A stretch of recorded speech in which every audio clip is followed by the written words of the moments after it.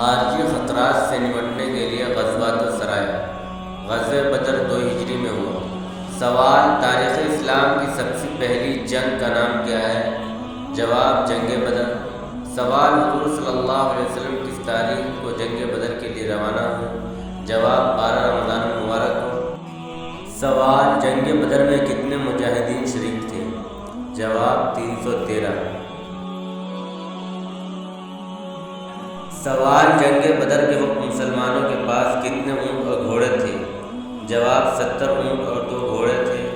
सवाल, ग़ज़वे बदर में कितने मुसलमान शहीद हुए? जवाब, 14 मुसलमान शहीद हुए।